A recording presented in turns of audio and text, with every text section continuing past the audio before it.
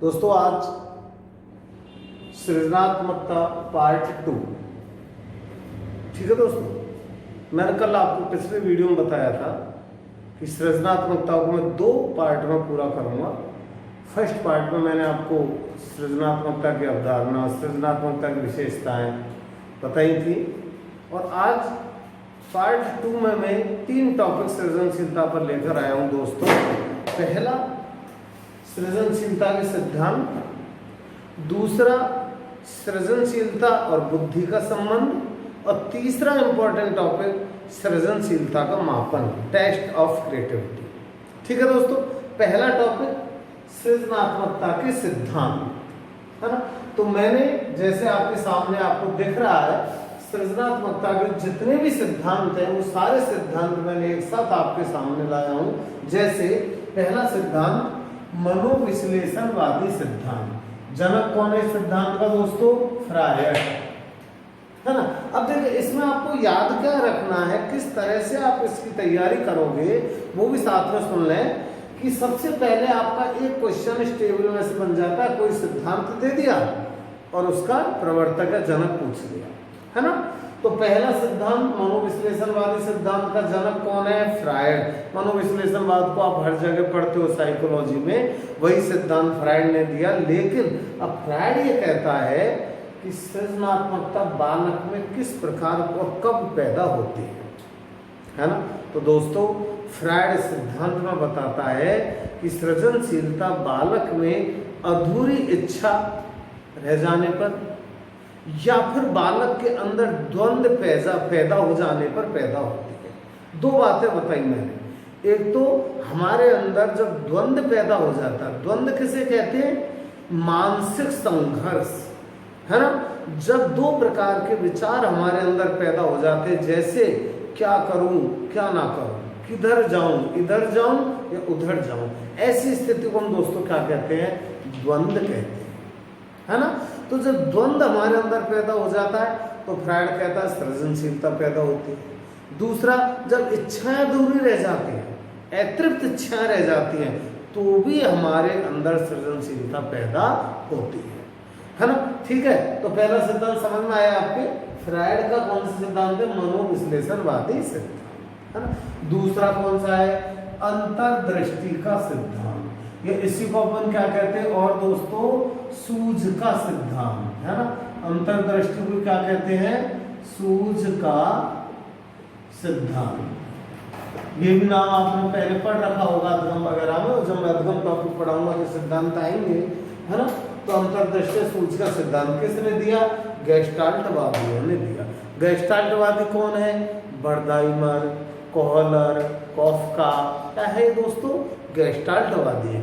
गेस्टाल्टवाद का हिंदी क्या है? समग्रतावाद, संपूर्णतावाद, है ना।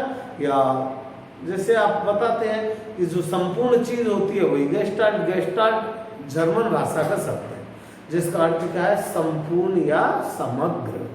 ठीक है, तो गेस्टाल्टवाद क्या कहता है इसमें, या बर्दाइमर क्या कहता है इसमें, किस प्रकार सृजनशीलता पैदा होती है बालक में? तो देखें, अंतर्दृष्टि क्या कहता है ये, कि जब बालक के सामने संपूर्ण परिस्थितियां आती हैं और वही संपूर्ण परिस्थितियों से बालक में अचानक सूझ पैदा होती है और वही सूझ उस बालक में सृजनशीलता पैदा करती है। समझ गए इसको क्या है?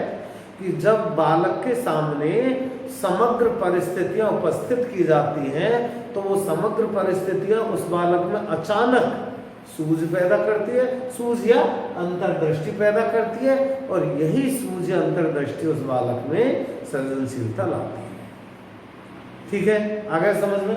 तीसरा क्या है? साहचर्यवाद का सिद्धांत। बहुत इंपॉर्टेंट है, थॉर्नडाइक ने दिया है। साहचर्य मीन्स होता है जोड़ना, है ना। 2 वस्तुओं के मध्य संबंध स्थापित करना। तो दोस्तों, आपको मैंने पिछले वीडियो में सृजनशीलता पार्ट 1 में ये बताया था कि जब पूर्व ज्ञान के सृजनशीलता के लिए पूर्व ज्ञान का होना आवश्यक है ना। जब तक हमारे पास पूर्व ज्ञान नहीं होगा तब तक हमारे अंदर सृजनशीलता पैदा नहीं हो सकती। तो यही थार्नडाइक कहता है साहचर्य। साहचर्य किसका? साहचर्य किसका संबंध? पूर्व ज्ञान का नवीन ज्ञान से संबंध, है ना। या जब पूर्व ज्ञान का साहचर्य नवीन ज्ञान से हो जाता है तो बालक के अंदर सृजनशीलता पैदा हो जाती है ना। पूर्व ज्ञान का नवीन ज्ञान से या पूर्व परिस्थितियों का नवीन परिस्थितियों से संबंधी क्या है? सृजनशीलता का कारण है। ये कहता है कौन? थार्नडाइक कहता है। ठीक है, तो आपको कैसे याद रखना है दोस्तों इन चीजों में? एक तो सिद्धांत का नाम और उसका जनक, और दूसरा इसका कारण। तो प्रत्येक सिद्धांत में सृजनशीलता पैदा होने के कारण बताए हैं। जैसे मैंने बताए थे आपको कि फ्रायड के अनुसार कारण क्या है? अधूरी इच्छा और द्वंद्व, है ना। गेस्टाल्टवाद के अनुसार कारण क्या है? संपूर्ण परिस्थिति और उससे पैदा होने वाली अचानक सूझ। थार्नडाइक के अनुसार कारण क्या है? पूर्व ज्ञान का नवीन ज्ञान से संबंध, है ना। आप नोट कर सकते हैं इनको इस तरह से, एक एक लाइन में वन लाइनियर क्वेश्चन आप बना सकते हैं, है ना। कारण आपको जल्दी से याद हो जाएंगे। अगला देखो नंबर 4, संकुलवाद का सिद्धांत। ये भी इंपॉर्टेंट है। संकुलवाद का सिद्धांत किसने दिया? गिलफोर्ड ने दिया। बस इतना से याद रखना। अब संकुल कहते किसे हैं दोस्तों? संकुल कहते हैं अनेक प्रकार की वस्तुओं को एक जगह इकट्ठा कर देना। क्या कहलाता है? संकुल कहलाता है ना। तो जैसे, क्योंकि आप एजुकेशन से जुड़े हुए हैं, आपने नाम सुना होगा एक आपने कि शिक्षा संकुल कहाँ है? जयपुर में। अब वो क्या है शिक्षा संकुल? कि शिक्षा से जुड़ी हुई जितनी भी ऑफिसेज, कार्यालय हैं, वो सब एक ही बिल्डिंग में एक ही छत के नीचे स्थापित किए गए हैं। तो क्या है? वो संकुल है ना। तो विभिन्न प्रकार की क्षमताएं, विभिन्न प्रकार की वस्तुएं जब एक ही जगह एकत्रित हो जाए तो वो क्या कहलाता है? संकुल कहलाता है। ठीक है, तो गिलफोर्ड ने सिद्धांत दिया, और गिलफोर्ड क्या कह रहा है कि जब बालक की अनेक प्रकार की मानसिक क्षमताएं या मानसिक शक्तियां एकत्रित हो जाती हैं तो वही मानसिक शक्तियां उस बालक में सृजनशीलता पैदा करती हैं। ठीक है दोस्तों, नेक्स्ट अगला सिद्धांत। तो देखो ये 4 सिद्धांत आपके महत्वपूर्ण हैं। क्वेश्चन जब भी आता है ना तो इन 4 सिद्धांतों में से आता है। बाकी में और भी जितने सिद्धांत, छोटे सिद्धांत, उनको लेकर आया हूं आपके सामने, उनको भी देखें हम। अगला सिद्धांत दैविक प्रेरणा का सिद्धांत किसने दिया? प्लेटो ने दिया। दार्शनिक थे प्लेटो, इन्होंने कौन सा दिया? दैवीय शक्ति का, दैवीय प्रेरणा का सिद्धांत। मतलब क्या कह रहा प्लेटो कि बालक में सृजनशीलता दैवीय शक्ति से प्राप्त होती है ना। मतलब गॉड गिफ्टेड है। ठीक है, कोई ये सृजनशीलता प्राप्त किया हुआ तत्व नहीं है प्लेटो के अनुसार, है ना। बाकी मैंने कल आपको बता दिया कि सृजनशीलता को प्रभावित करने वाले 2 कारक हैं, वंशानुक्रम और वातावरण, है ना। अब देखो आपने वंशानुक्रम को समझ लिया। वंशानुक्रम क्यों प्रभावित करता है? तो वंशानुक्रम से बालक को बुद्धि प्राप्त होती है ना। और कल मैंने आपको पार्ट 1 वीडियो में बताया था कि बुद्धि वंशानुक्रम से, है ना, और वातावरण से बुद्धि कम या ज्यादा होती है, लेकिन प्राप्त कहाँ से होती है? वंशानुक्रम से। दूसरी बात मैंने आपको बताई थी पिछले वीडियो में कि जो बुद्धि है सृजनशीलता के लिए आवश्यक तत्व है ना। ये आज भी आ रहा है पॉइंट, और कल भी आ गया था। बहुत ही इंपॉर्टेंट पॉइंट है ये कि सृजनशीलता के लिए बुद्धि का होना आवश्यक है। अब ये बात अलग है कि वो कितनी बुद्धि होनी चाहिए, ये आज मैं समझाऊंगा, है ना। कि बहुत अधिक बुद्धि हो गई तो सृजनशीलता खत्म हो जाएगी, बहुत कम बुद्धि हो गई तो भी सृजनशीलता खत्म हो जाएगी। इसका मतलब एक सामान्य बुद्धि बालक में होनी चाहिए, उसी में सृजनशीलता आती है। और वो बुद्धि कहाँ से प्राप्त होती है? वंशानुक्रम से। क्लियर हो गया, है ना। तो अब लेकिन प्लेटो क्या कह रहा है कि ये सृजनशीलता दैवीय शक्ति है ना, गॉड गिफ्टेड है। बालक को ईश्वर इस सृजनशीलता नामक क्षमता को पैदा करता है। ये कहता प्लेटो। ठीक है, अगला देखें पागलपन का सिद्धांत। हंस हो गया आप इसे देखकर कि क्या बेवकूफ है नीचे जो ऐसा नाम दिया है पागलपन। बहुत बड़ा शब्द है दोस्तों, पागल। हम सफलता कब प्राप्त करते हैं? जब हम उस सफलता के प्रति पागलों की तरह दौड़ जाते हैं, है ना, उसके पीछे पड़ जाते हैं, है ना। हम दिन रात भूल जाते हैं, खाना पीना सोना बैठना सब कुछ भूल जाते हैं, बिल्कुल पागलों की तरह व्यवहार करते हैं। मतलब एक जिद पकड़ लेते हैं कि नहीं मुझे ये प्राप्त करना ही है, तो उसे हम क्या कहते हैं? पागलपन कहते हैं। और दोस्तों आज कंपटीशन इतना बड़ा है कि जब तक हम किसी चीज को प्राप्त करने के लिए पागल नहीं हो जाएंगे तब तक हम उसे प्राप्त नहीं कर सकते। सफलता तभी हम कहते हैं ना, सफलता पैरों को चूमेगी कब? जब हम मेहनत करेंगे, है ना। तो मेहनत ही क्या है दोस्तों? हमारा पागलपन है। तो नीचे है ये कहता है कि ये पागलपन मतलब एक जुनून, वो जुनून हमारे अंदर सृजनशीलता पैदा करता है। ठीक है, अगला देखें डार्विन। साइंस का नाम आ गया, विज्ञान का डार्विन। कॉस्मिक जीवन शक्ति का सिद्धांत, है ना। कॉस्मिक जीवन शक्ति मतलब जैविक जीवन शक्ति। क्या कह रहा है डार्विन? कि हमारे जीने की लालसा, हमारे जीने की इच्छा शक्ति ही, विल पावर ही हमारे अंदर सृजनशीलता पैदा करती है ना।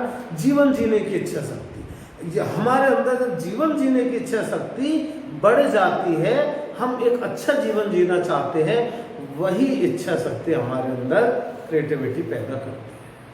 ठीक है, और लास्ट सिद्धांत गिलफोर्ड ने दिया था, फिर पहले भी दे दिया संकुलवाद का, एक नाम और दिया इसने गिलफोर्ड। क्या है कि व्यक्ति, वही बात है, देखो यहाँ क्या कहा था मैंने गिलफोर्ड में कि व्यक्ति की सभी मानसिक क्षमताएं एक जगह एकत्रित हो जाती है। वो मानसिक क्षमताएं क्या है? गुण है, मानसिक गुण कह दो, है ना, व्यक्तित्व के गुण कह दे।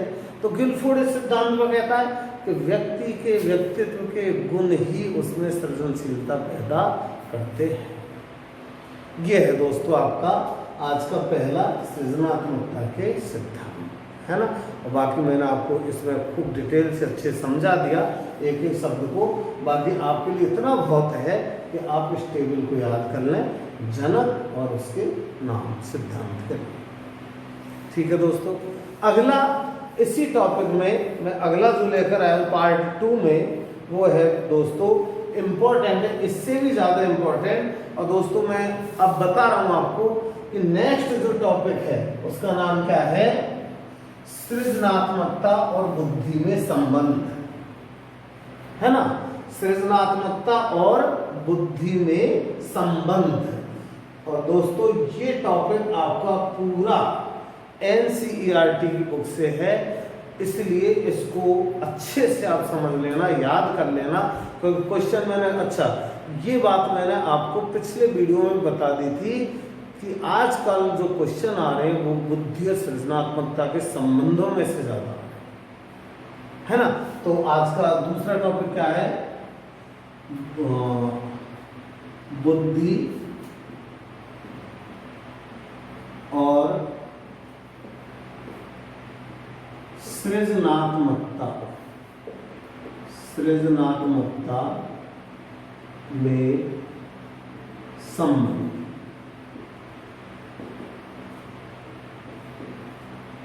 ठीक है, बहुत ही रुचिकर टॉपिक है दोस्तों, है ना। तो देखो पहली बात, इसमें कुछ विशेष बातें हैं, इन सारी बातों को आप एक एक करके आप फीड कर लेना अपने माइंड में। पहली बात जो कल भी बताया कि बुद्धि और सृजनशीलता, सृजनशीलता दोनों अलग अलग संप्रत्यय है, अलग अलग संप्रत्यय है, अवधारणा है ना। मतलब क्या कह रहा है पॉइंट कि दोनों अलग अलग चीज हैं, बुद्धि अलग है, सृजनशीलता अलग है ना। ये दोनों एक नहीं है दोस्तों। तो पहली बात पे याद रखो। दूसरी बात जो आप वेरी इंपॉर्टेंट कर लेना दोस्तों, दूसरे पॉइंट को, वो क्या है दोस्तों? सृजनशीलता सृजनशीलता के लिए एक विशेष मात्रा में बुद्धि होना आवश्यक है। बुद्धि होना आवश्यक है, बहुत इंपॉर्टेंट पॉइंट है ना। क्या? सृजनशीलता के लिए एक विशेष मात्रा में बुद्धि का होना आवश्यक है। ये पॉइंट मैं आपको समझा रहा हूं बार बार कि बुद्धि का होना आवश्यक है ना, लेकिन एक विशेष मात्रा। को विशेष मात्रा क्या है? ठीक है, इसके लिए हम तीसरे पॉइंट पर जाते हैं। वो विशेष मात्रा क्या है? तो इसको हम कहते हैं दोस्तों बुद्धि का IQ मॉडल। बढ़िया नाम है IQ मॉडल, बुद्धि का IQ मॉडल, है ना। मतलब या इसी को हम कहते हैं IQ मॉडल को ही देहली या सीमा सिद्धांत। IQ मॉडल को हम क्या कहते हैं? देहली या सीमा सिद्धांत, है ना। सीमा मतलब एक निश्चित स्थिति, देहली मतलब सीमा, एक निश्चित स्थिति। अब वो निश्चित स्थिति का ही दूसरा नाम क्या दिया है? एक विशेष मात्रा में बुद्धि। अब वो विशेष मात्रा में बुद्धि क्या है दोस्तों? उसके लिए आप देख लें। इसमें सबसे पहले ध्यान रखना, मैं दो आपके लिए आंकड़े दे रहा हूं यहां पर। एक तो दे रहा हूं 110 IQ 110 से 120, है ना। और दूसरा दे रहा हूं IQ 100 से 120। ये देहली मॉडल है। क्या है ये? देखो सबसे पहले IQ 110 से 120। एक क्वेश्चन आपसे पूछा जाता है कि बुद्धि और सृजनशीलता में किस प्रकार का संबंध होता है। ये मैंने पूछ लिया आपसे क्वेश्चन, है ना, गूगल फॉर्म पे। तो देखें आपका उत्तर आया, कहीं का उत्तर सही आया। इस सकारात्मक संबंध होता है। बुद्धि और सृजनशीलता में कैसा संबंध होता है? सकारात्मक संबंध होता है, धनात्मक संबंध होता है। लेकिन अब आपका दूसरा स्टेप आता है कि वो धनात्मक या सकारात्मक संबंध कितनी IQ तक होता है। तो दोस्तों ये है 110 से 120। समझे आप? क्या? एक अर्थात IQ 110 से 120 के मध्य बुद्धि और सृजनशीलता में सकारात्मक संबंध होता है। सकारात्मक संबंध होता है ना। सकारात्मक संबंध। अब सकारात्मक संबंध किसे कहते हैं वो भी आप समझ लें आप, है ना। सकारात्मक संबंध किसे कहते हैं? तो देखें, जब भी आपको कहीं भी दो वस्तुओं का सकारात्मक संबंध पूछ लें तो इसका मतलब ये होता है दोस्तों सकारात्मक का, जैसे यहां पर मैंने लिखा अभी बुद्धि और सृजनशीलता, है ना। दोनों में कैसा संबंध है? सकारात्मक संबंध है ना। इसका मतलब हुआ दोस्तों, अब समझना अच्छे से कि यदि बुद्धि बढ़ रही है तो सृजनशीलता भी बढ़ रही है ना। और यदि बुद्धि घट रही है तो सृजनशीलता भी घट जाती है। ठीक है, मतलब कि जिस तरफ बुद्धि जाती है उसी तरफ यदि सृजनशीलता जा रही है तो दोनों का संबंध कैसा है? सकारात्मक है ना। अब वो चाहे बुद्धि बढ़े तो सृजनशीलता बढ़ेगी, और बुद्धि घट रही तो सृजनशीलता भी घटी, है ना। तो दोनों का एक ही दिशा में जाना चाहिए, चाहे वो सीधी दिशा में जाए या उल्टी सीधी दिशा में जाए, तो सकारात्मक संबंध क्लियर हुआ। और यदि किन्हीं दो वस्तुओं में नकारात्मक संबंध आ जाता है तो दोस्तों इसका उल्टा कर देना। उल्टा कैसे कि एक दूसरी दिशा में जा रहा, दूसरा दूसरी में, एक पूर्व में जा रहा, दूसरा पश्चिम में, है ना। मतलब कि बुद्धि यदि बढ़ रही है और सृजनशीलता घट रही है तो इसका मतलब संबंध कैसा हो गया, नकारात्मक हो गया, है ना। तो सकारात्मक संबंध आपको याद रखना है, जिसमें बुद्धि बढ़ रही है तो सृजनशीलता भी बढ़ रही है ना। अब ये संबंध एक सकारात्मक कब से कब तक, कहां से कहां तक है, 110 से 120 तक। मतलब क्या कह रहा है पॉइंट कि 110 जैसे ही IQ आती है बालक की तो उसमें सृजनशीलता बढ़ना चालू हो जाती है। और कब तक बढ़ती है, जब तक वो IQ 120 तक जाती है, ठीक है। और अब नीचे देखें दूसरा IQ 100 से 120, इसको हम कहते हैं दोस्तों सृजनशीलता के लिए आवश्यक IQ, मतलब बुद्धि लगती है। समझे इस पॉइंट को।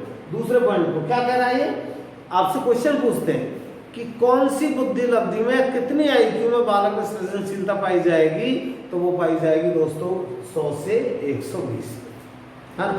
यहाँ पर आप 110 से 120 मत कर दें, 110 से 120 के मध्य तो बालक की सृजनशीलता टॉप पर रहेगी, है ना, और सकारात्मक रहेगी। लेकिन 100 से 120 के मध्य बालक के अंदर सृजनशीलता पाई जाएगी, मिलेगी, है ना। इसका मतलब ये हुआ, अब आगे बढ़े कि यदि बालक की IQ किसी कारण से 100 से नीचे आ गई, इसका मतलब सृजनशीलता उसकी समाप्त हो जाएगी, है ना। और यदि बालक की IQ 120 से ऊपर पहुंच गई तो भी सृजनशीलता खत्म हो जाएगी। दोस्तों इस बात को रेखांकित कर लेना, अच्छे से याद कर लेना कि 120 से ऊपर IQ जाते ही सृजनशीलता और बुद्धि का रिश्ता समाप्त हो जाता है ना। इसका मतलब अब 120 से ऊपर के IQ को क्या कहते हैं अपन, प्रतिभाशाली। वही आता है ना कि 130 से 140 से ऊपर के IQ प्रतिभाशाली बालक होता है ना।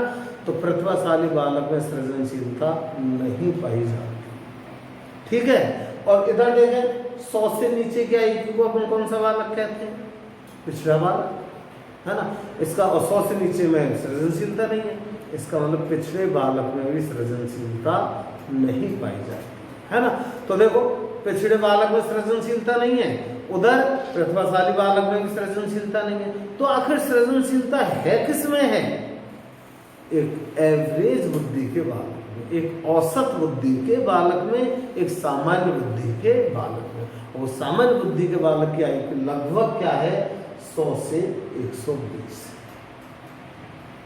क्लियर हो गया। इसी को हम क्या कहते हैं, बुद्धि का IQ मॉडल या सीमा सिद्धांत, दहली सिद्धांत। तीन बात बता दी, इसके मध्य दोनों के मध्य सकारात्मक संबंध। दूसरा, सृजनशीलता के लिए IQ लेवल क्या होना चाहिए, 100 से 120। और तीसरा बताया कि 100 से नीचे IQ जाते सृजनशीलता खत्म हो जाती है, और 120 से ऊपर IQ जाते भी सृजनशीलता खत्म हो जाती है। इसका मतलब पिछड़े बालक में सृजनशीलता नहीं होती और उधर प्रतिभाशाली बालक में भी सृजनशीलता नहीं होती। इसलिए तो कहते हैं ना, अगला पॉइंट यही है अपना, क्या कि एक बालक सृजनशील और बुद्धिमान दोनों हो सकता है।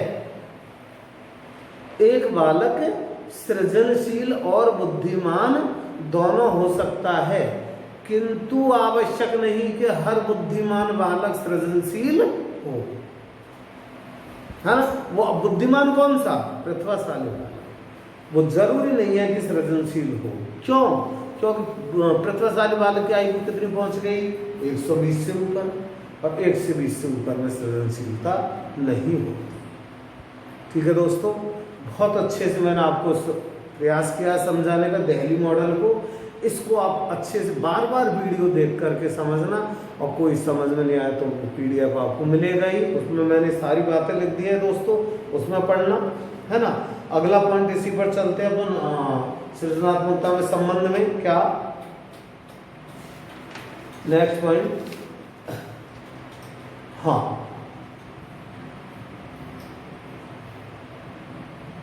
एक लास्ट पॉइंट और बचा इसमें, वो क्या बचा, इसको मैं लिख दूं, इसको याद रखना आप, क्योंकि बहुत इंपॉर्टेंट पॉइंट है दोस्तों।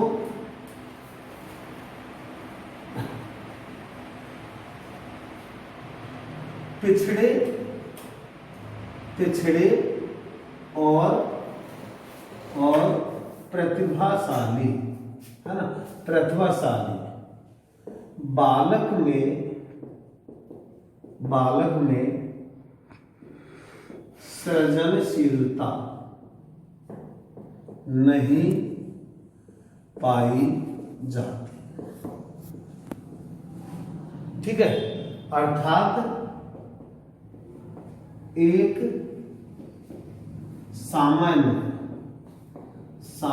बुद्धि का बालक ही सृजनशील होता। ठीक है दोस्तों, ये आपका दूसरा आज का पार्ट 2 में टॉपिक था, बुद्धि और सृजनात्मकता में संबंध, है ना। बहुत ही इंपॉर्टेंट संबंध है, इनको सारी चीजों को आप याद रखना दोस्तों। और आज ही के पार्ट 2 में मैं तीसरा टॉपिक लेकर आया हूं दोस्तों, जो आपके लिए काफी महत्व रखता है, और वो समझाने का कम है, बस मैं आपको उसको बताऊंगा और आप उसे याद करना। और उस टॉपिक का नाम क्या है आज के तीसरे टॉपिक का, सृजनशीलता का मापन, है ना। सृजनशीलता का मापन या परीक्षण, है ना, मापन या परीक्षण, सृजनशीलता का मापन या परीक्षण। ठीक है दोस्तों, तो अब देखें इसमें ये जो मापन या परीक्षण है, मैं आपको हर टॉपिक का मापन या परीक्षण बता रहा हूं, क्योंकि आप पिछले पेपर यदि देखेंगे तो निश्चित रूप से अधिगम, बुद्धि, सृजनशीलता, अभिक्षमता, अभिरुचि, है ना, व्यक्तित्व, ऐसे टॉपिक है, इनमें से एक क्वेश्चन आपको मापन पर जरूर आता है, और बड़ा सीधा क्वेश्चन आता है। क्या कि कोई एक टेस्ट का नाम दे देते हैं और पूछ लेते हैं कि ये किसका टेस्ट करता है। जैसे पूछ लिया कि आपसे यही पूछ लिया कि 3 डिब्बा परीक्षण, आज आ रहा है क्वेश्चन, 3 डिब्बा परीक्षण व्यक्तित्व की कौन सी क्षमता का मापन करता है, बुद्धि का, सृजनशीलता का, व्यक्तित्व का, या अभिक्षमता का, है ना। तो ऐसे आते ना ऐसे क्वेश्चन। तो अब जैसे ये 3 डिब्बा परीक्षण आ जाएगा आपको, तो सृजनशीलता का मापन है ना, टॉरेंस ने बनाया था। तो ये इस तरह से आपके क्वेश्चन आते हैं। तो क्वेश्चन कैसे बनते मापन में कि एक टेस्ट का नाम दे दिया, प्रवर्तक पूछ लिया, या प्रवर्तक का नाम दे दिया, टेस्ट पूछ लिया, इस तरह, या फिर टेस्ट का नाम दे दिया और पूछ लिया कि कौन सी क्षमता का मापन करता है। तो हर क्षमता का मापन, जैसे बुद्धि मापन भी है, अधिगम के मापन भी है, व्यक्तित्व मापन भी है, अभिक्षमता मापन भी है, अभिरुचि मापन भी है, सृजनशीलता मापन भी है, सारे टेस्ट हैं। तो कोई सा भी टेस्ट आपसे देख सकते हैं, और मैं हर टॉपिक के टेस्ट आपको जरूर पढ़ाता हूं। और आप इतना सा होमवर्क जरूर करें दोस्तों कि जब ये सारे टेस्ट पूरे हो जाए तो सारे टेस्ट, बुद्धि टेस्ट, सृजनशीलता टेस्ट, व्यक्तित्व टेस्ट, अधिगम टेस्ट, इन सबको एक जगह कर लें, ताकि आपके कंफ्यूजन नहीं होगा, घालमेल नहीं होगा माइंड में, और जब आएगा क्वेश्चन तो बिल्कुल क्लियरिटी से आप उसका उत्तर जवाब दे पाएंगे। ठीक है, तो लास्ट मेरा क्या है आज का टॉपिक, सृजनशीलता का मापन, है ना दोस्तों। मापन के नाम बताने से पहले, क्योंकि मैं केवल नाम बताऊंगा, बाकी का आपको मैं PDF भेज रहा हूं, इनमें आपको देखना, इनमें समझाने को कुछ भी नहीं है। बस एक बात मैं आपको समझा दूं कि मापन किसका करते हैं, सृजनशीलता में मापन किसका करते हैं, तो दोस्तों हम 4 बातों का मापन करते हैं, है ना। जो मैंने आपको फर्स्ट सृजनशीलता पार्ट फर्स्ट में सृजनशीलता के कारक बताए थे, 4 कारक बताए थे मैंने, है ना। कौन कौन से बताए थे, याद करो आप 4 कारक, मौलिकता, है ना, नमनीयता, धारा प्रवाहिता और विस्तार। ये आपको पिछले वीडियो में मैंने 4 कारक बताए थे, सृजनशीलता के 4 कारक होते हैं।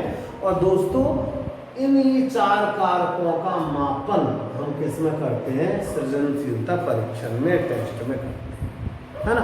अब आपसे एक क्वेश्चन तो पूछ लिया मापन का, और दूसरा अगर टफ क्वेश्चन आ गया, है ना, तो ये हार्ड क्वेश्चन आ गया, तो वो पूछते हैं कि एक टेस्ट का नाम दे दिया और पूछ लिया कि इस टेस्ट से सृजनशीलता के कौन से तत्व का मापन होगा, है ना। इस 2 जगह से क्वेश्चन होते हैं, ठीक है। तो अब देखें टेस्ट के मैं कुछ नाम बता रहा हूं आपको। जैसे पहला टेस्ट बहुत इंपॉर्टेंट है, मैंने एक टेबल आपको बना दी है इसमें पूरी, जो पीडीएफ में आपको मिल जाएगी। जैसे टॉरेंस ने कुछ टेस्ट बनाए थे, टॉरेंस मनोवैज्ञानिक थे, इन्होंने कुछ टेस्ट बनाए थे, जैसे चित्र पूर्ति परीक्षण।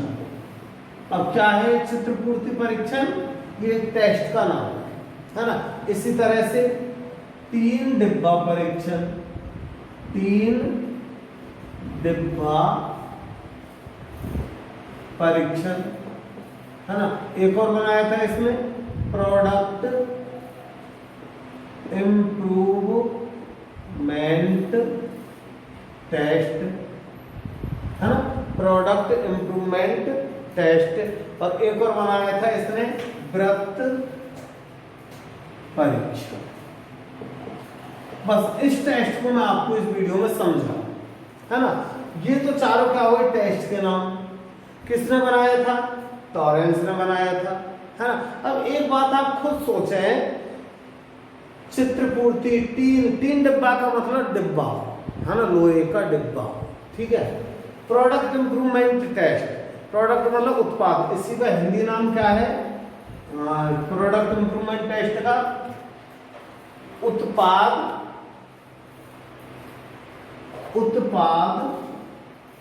सुधार परीक्षण, है ना, उत्पाद सुधार परीक्षण। मतलब कोई उत्पाद सुधार का मतलब कोई वस्तु पहले से बालक के पास है और उसको तोड़ मरोड़ करके उसने नया रूप दे दिया, तो क्या कर दिया, उत्पाद सुधार कर दिया, है ना। फिर वृत्त परीक्षण, मतलब बालक के सामने इस तरह से वृत्त बनाकर दे दिया और बालक, छोटे बालक से कहा कि इसको भरो, है ना। यदि उस बालक ने बिल्कुल सही भर दिया, अब भरेगा कैसे, भर तो देगा, लेकिन वो ये देखना पड़ेगा कि एक तो कौन से बालक ने इस वृत्त को कितनी जल्दी भरा, और दूसरा ये देखना पड़ेगा कि क्या भरते समय उसका हाथ हिला तो नहीं, तीसरा ये देखना पड़ेगा कि भरते समय वो उस अपनी पेंसिल को बाहर तो नहीं ले गया, यदि बाहर ले गया तो इसका मतलब गलत हो गया, है ना। आते नहीं LKG UKG ऐसी क्लास छोटी छोटी किताबों में इस तरह के वृत्त परीक्षण होते हैं, हो गया क्लियर। अब जो बालक जितनी जल्दी इनको भर देगा उतना ही वो क्रिएटिव माना जाएगा, और जितनी कम गलतियां करेगा उतना ही क्रिएटिव माना जाएगा। क्लियर हुआ। अब ये देखो आप 4 टेस्ट आपके सामने हैं, क्या चारों टेस्टों में आप ये खुद मुझे बताएं कि ये टेस्ट शाब्दिक है या अशाब्दिक है, सोचो। इनमें कहीं शब्दों का उपयोग होगा क्या, कैसा परीक्षण हो गया, अशाब्दिक परीक्षण हो गया। क्लियर हो गया एक बात। दूसरी बात, अब मैंने दूसरा स्टेप लिया था कि कौन सी क्षमता का मापन होगा इन टेस्टों से, कौन से सृजनशीलता के कौन से कारक का मापन होगा। 4 कारक थे, कौन कौन से थे वो 4 कारक? नमनीयता, है ना, और क्या बताया? मौलिकता, धारा प्रवाहिता और विस्तार। ये 4 ही कारक बस होगा इन टेस्टों से, 4 कारकों का परीक्षण। अब कौन से का होगा ये हमको याद करना और कुछ सोचना है। देखो अब आपके 4 टेस्ट हैं, इन चारों टेस्टों में आप खुद देखें, एक मैं जल्दी से बता रहा हूं कि ये जो कारक है विस्तारण, विस्तारण मतलब कल मैंने बताया था बढ़ा चढ़ाकर प्रस्तुत करना। बढ़ा चढ़ाकर मतलब जो उसके पास है उसको और बढ़ा देना। अब दोस्तों आप बताओ, ये जो परीक्षण है चारों, इनमें बालक को क्या इतनी छूट है क्या कि वो इनको और इनके आकृति को, आकार को बढ़ा सके? जैसे उसको वृत्त दे दिया तो वृत्त जो है उसके पास कॉपी में या किताब में उसी को तो भरेगा, या उसका दूसरा रूप, दूसरा वृत्त बनाकर बड़ा बना करके भर देगा? नहीं भर सकता, है ना। इसका मतलब क्या हुआ कि इन परीक्षणों से केवल विस्तारण का परीक्षण नहीं होता, इन तीनों का होता है। क्योंकि विस्तारण करने की क्षमता उस वास्तु की है ही नहीं। चित्र पूर्ति, बालक को एक चित्र दे दिया, इससे भरो। अब जो चित्र की आकृति है, जिस साइज का चित्र है उसी को तो भरेगा, बड़ा तो नहीं कर सकता, तो विस्तारण नहीं होगा। टीन डिब्बा, बालक के पास जितने टीन के डिब्बे हैं, जितने लोहे के डिब्बे हैं, जितने बड़े लोहे के डिब्बे हैं, उनसे कोई नया डिजाइन, नया आकृति बनाएगा वो, है ना, बड़ा तो नहीं करेगा डिब्बों को। तो विस्तारण का परीक्षण नहीं होगा, किसका होगा? इन तीनों को होगा, नमनीयता, मौलिकता, धारा प्रवाहिता। इस तरह से दोस्तों आपको इन परीक्षणों से कौन कौन से कारकों का मापन होता है ये भी आप पढ़ लेना।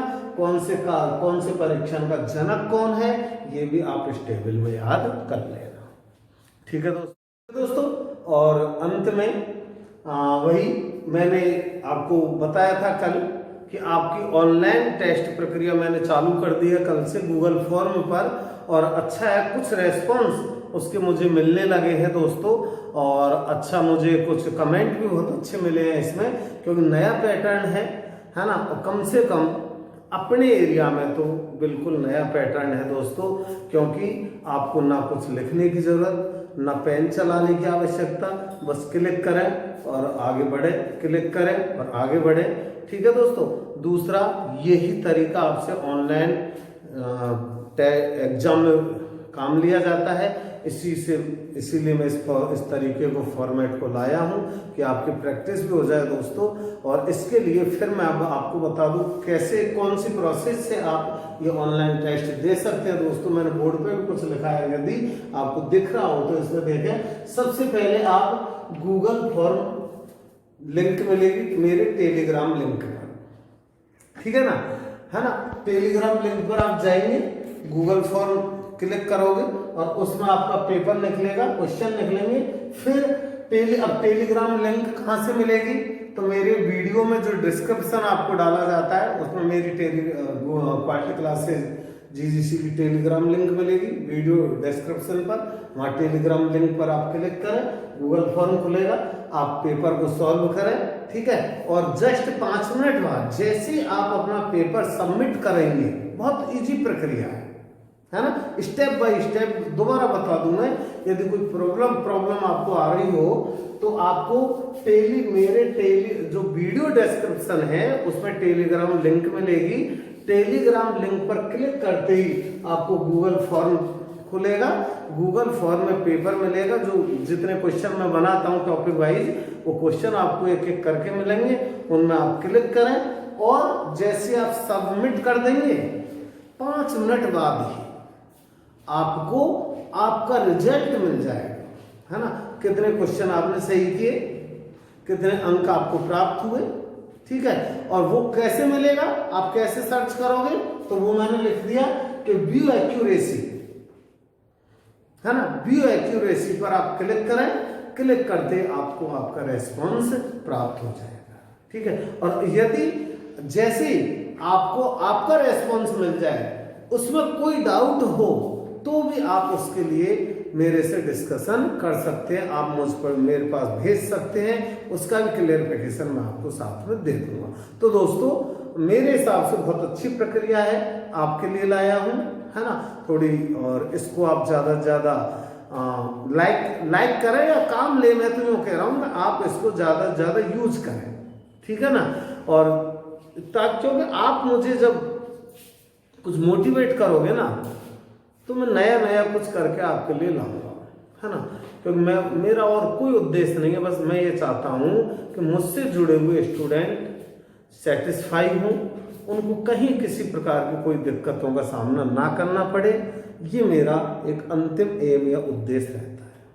थैंक यू दोस्तों, मेरे YouTube चैनल को सब्सक्राइब करना न भूलें और लाइक भी किया करें, और ज़्यादा से ज़्यादा पूरे वीडियो को अच्छे से देखा करो दोस्तों। थोड़ी सी कमी आप लोगों की चल रही है कि आप देखते तो हैं, लेकिन मुझे लगता पूरा वीडियो नहीं देखते। खैर थोड़ा सा दबाव भी कम है, अभी रीट वगैरह का कोई पता नहीं है, लेकिन दोस्तों जल्दी होगी निश्चित है, और फर्स्ट ग्रेड भी होने वाली है। तो दोनों के लिए मैं मैटर लाया हूँ, और इसको आप लाइक करें। Thank you.